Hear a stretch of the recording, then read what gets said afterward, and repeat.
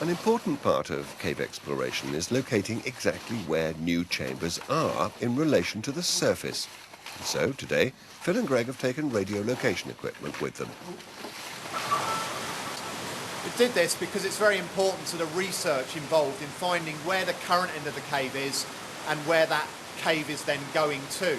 Swildons 12, Swildons 12, Swildons 12 to topside. Do you read us? Over. This is surface team. We can hear you loud and clear. Underground team, go ahead. Yeah, we've just arrived at Sandwich Chamber. So we're just going to basically sit tight and allow you guys to do your stuff on the surface, okay? So we carried the radio location equipment down, got a very accurate fix of the end of the cave in relation to a surface team. We are now perpendicular to their loop area, which is horizontal, which means that they are now having a brew up directly underneath us. And we bought a nice stove and some brew materials and some water, and we didn't bring a lighter or any matches. So we're trying to short out a battery to generate a spark, and it isn't working, which is sort of typical, really. And not the first time. Not the first time, either, yeah. Conveniently for the surface team, Sump 12 turns out to be directly below the Queen Vic pub car park in Priddy. Lots of people have been to Sump 12 and put a lot of hard work into trying to get through it, and the latest team to do that is Greg and myself. And we basically found what a lot of other divers have found in Sump 12, which was a completely blocked elbow.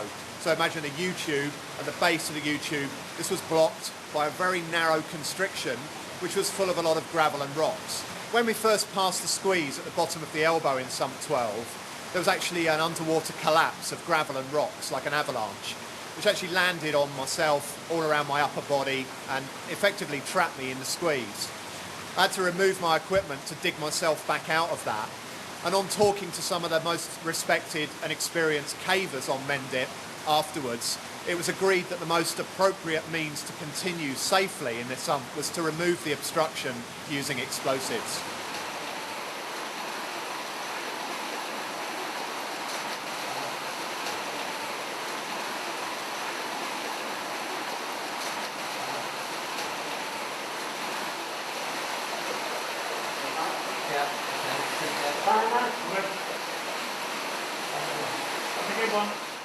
I took the charge down following the dive line to what used to be the squeeze that we've dug out over the last 8 months. Got my head and shoulders cylinders through to the boulder pile that is our current obstruction. I managed to find a fist-sized hole between boulders right at the base of the pile. So I pushed the charge into it so it was right flush with it. Filled this sandbag that I took with me with whatever I could find, gravel, small rocks, and wedged it on top of it so it's well tamped, and then just made sure the cable was okay, working my way back up the sump. So it's right in the heart of the pile of boulders we're trying to get rid of, so it should do its job. 5, 4, 3, 2, 1.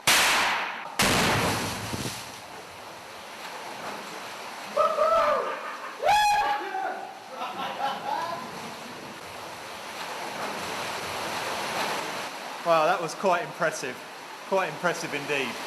Now when you set the charge off, the fumes from the explosive come back out of the water.